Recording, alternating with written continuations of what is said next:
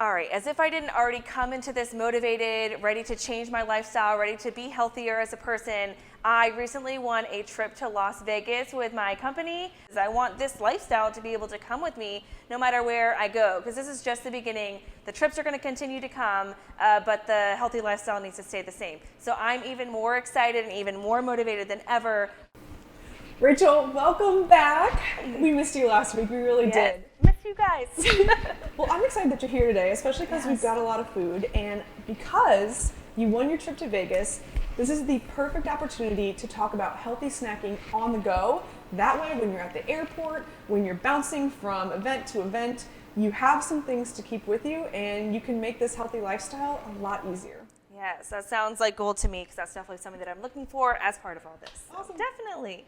We had talked about at our very first initial consultation how in the past you either wouldn't snack, or when you got hungry during the day, you would go to the vending machine, maybe get something you didn't really like, or just go long periods of time without eating.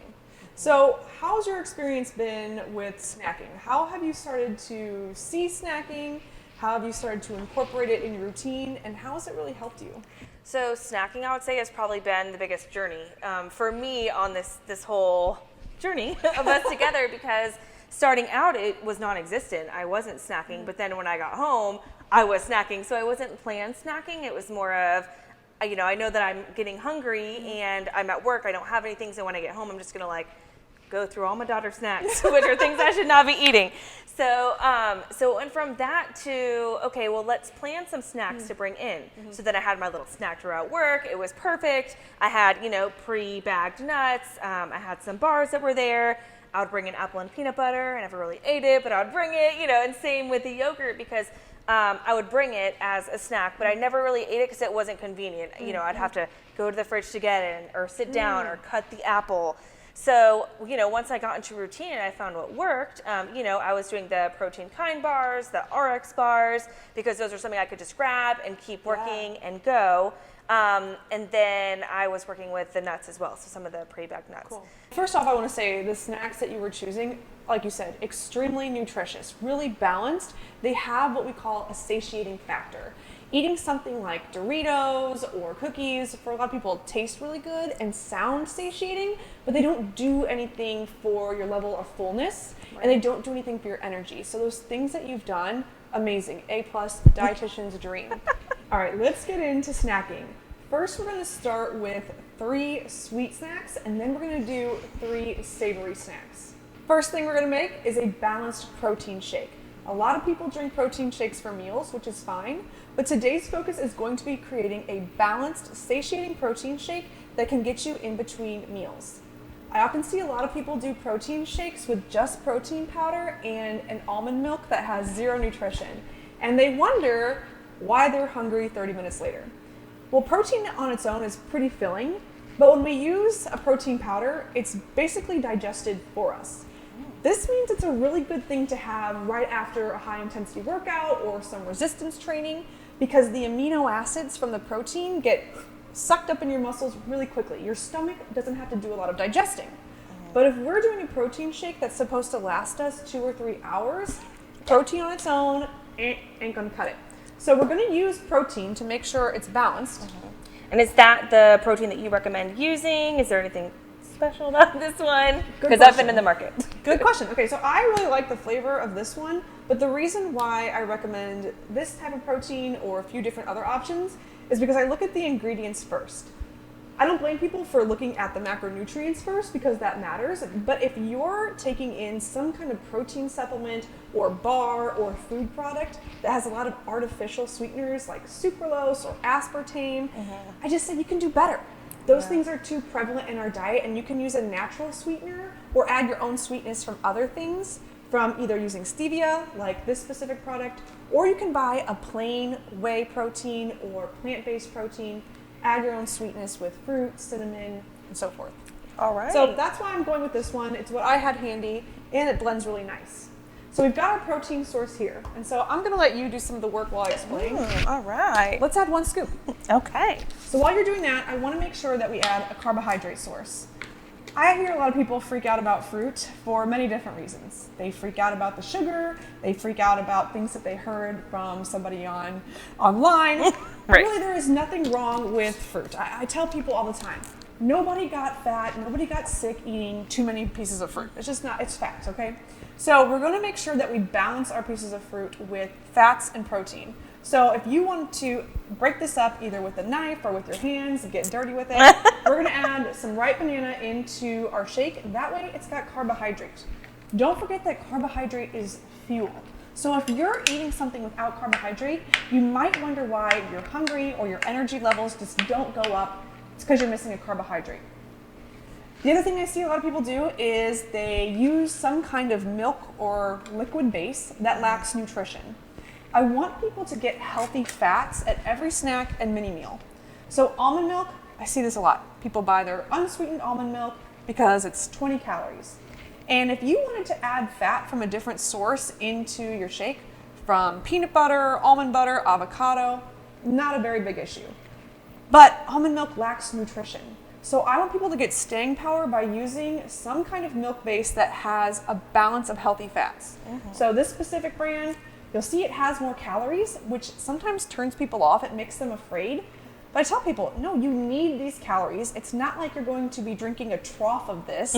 And Right. adding healthy fat in sooner in the day, make sure that you don't feel the need to eat a bunch of chocolate or chips after dinner. Okay. So go ahead and fill that bad boy up, maybe to the top of where your bananas end. Okay. And then there are so many ways that you can boost nutrition in a shake. So just like you were talking about with your energy balls, you can really upgrade a specific shake by adding nutritious add-ins. Ground flaxseed, one of my favorites, great source of omega-3s. Just make sure if you use flaxseed, you buy it ground. Otherwise, your body can't absorb the omega-3s from the actual food because it takes too long to break it down. And by the time it goes through your digestive tract, that window of opportunity to absorb the omega-3s is long gone. So if you want to use the tablespoon and just add in some ground flaxseed, we'll blend this bad boy up. Right. Typically, we could add ice to this, we could add chia seeds, you could add frozen spinach, you could mix up the different types of berries or fruit that you put in your smoothie. Whatever floats your boat, go for it. All right, we added some ice to the smoothie, blended it up. Will you be my official taste tester? I will, but I'm gonna warn you, I'm very picky. Ooh, Okay. That's good. It doesn't. You can't even taste the protein powder. Baby. Yes. Okay. And that's because we used a milk that actually has flavor, actually has fat. This is something that will satisfy you for hours. And if you're on the go, this could be a great breakfast. Yes. I'm excited to talk about protein bars because you had mentioned that you would do an RX bar. Yes. And I'm so glad you brought that up. So when it comes to protein bars, they can put a lot of weird fillers and junk and sugar into bars. Put the word protein on it, and all of a sudden people think it's some magical health food. So I typically recommend people go for ones that have whole, real ingredients. And the way you figure that out is check the ingredients list, not just the nutrition facts. I'm hearing a trend here. Yeah. Look at the ingredients. You're so smart. I knew it. Now, there are some bars that can be tricky, right? So this is an example of something I say that has a health halo. That means they put pictures of nature on the cover, they put a fruit on it, and they say it's healthy. And while this might make a really good pre-workout snack or something for somebody who needs a lot of extra energy because they're an athlete, they are working a job where they're up on their feet a lot, maybe they're trying to gain weight, this really doesn't have a lot of satiation. It's not going to fill you up, and it's got 14 grams of added sugar for the whole package. I'd rather just eat a normal cookie than something like this. Same. So don't be fooled by packaging. So this specific bar that we did right here, this is the RX bar. I know you're a fan of that. Yes. I think it cuts really easy. You could also do it with a Kind protein bar or really any kind of whole food protein bar that you like. I like Oat Mega bars, Zing bars, Think bars, whatever fits your fancy. All right, sounds good. And this is banana. I haven't tried this Go quite for it. yet. It's got a kick to it. It's got It a spice. does. I'm a fan. Same. I'm a realist, okay? So I know a lot of people don't have enough time to make a whole protein shake and do the whole shebang. So it's important to find things that you actually like that can fit into your lifestyle, especially you. You're a mom, you've got 2 jobs, your own business, you're busy. So something like a piece of fruit, already packaged and ready to go for you. And a travel packet of nut butter or a packet of whole nuts. Pairs really nicely, makes it balanced, and it's an easy mini meal on the go. Now we're moving into your wheelhouse. We're doing savory. The first one that we're going to do is a really high protein yogurt and vegetable dip. Snack time can be a great time to fit in veggies, but because people are always on the go, I don't think they think about it as they should. So we're going to first start off with our base of our dip. I chose a Greek yogurt. It's plain, and this one contains fat because I want you to stay full. So we're going to start with that, and I'm going to have you spoon that into the bowl. And then from here, you can use some of your creativity to spice it up the way that you want to. So we have some really simple things today. We put some dill, we chopped up some dill. So I'll have you add that into our yogurt and mix it up.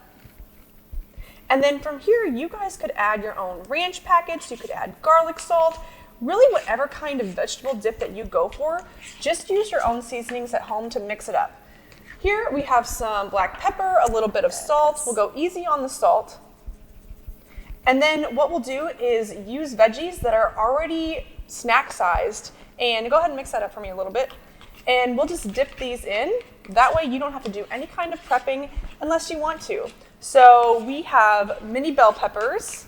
Which one do you want? Do you want orange, yellow? Let's go with yellow. Bell? Sunshine. We also have carrots.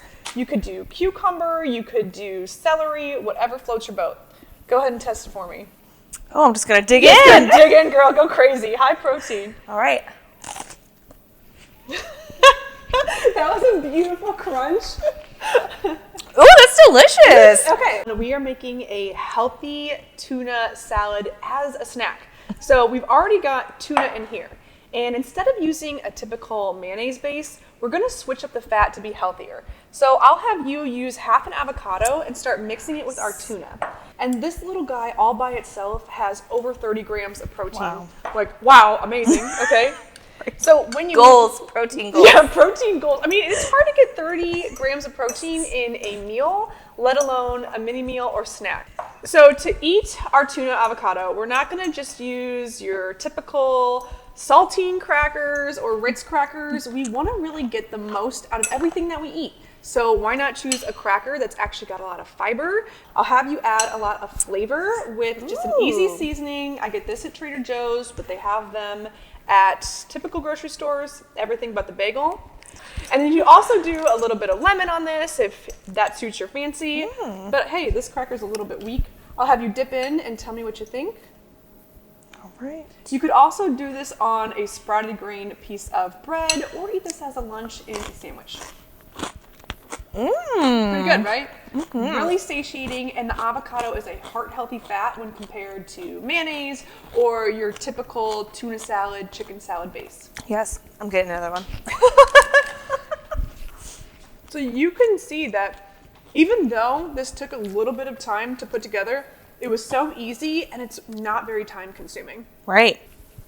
Last snack that we have is real quick, real easy. It's roasted chickpeas. You can either do this yourself or you can just buy them ready to go. Chickpeas are great because they've got protein, carbohydrate, and healthy fat all in one, literally brainless. You can take them anywhere, keep them in your snack stash at work, put them on salads. This would probably go really good in our tuna salad mix. Yes, I was just thinking that because it's crunchy. Not bad. So we went through a lot of snacks. Which one was your favorite? Okay, so I feel like I was surprised by a lot of them, that I liked them. Yeah. I will say that my favorite, because it was way out of my element, comfort zone, anything that I thought that I was going to like, was the bell pepper and dill yogurt. Yes. I just, it just wasn't, I was like, all right, I'm going to try this to try it.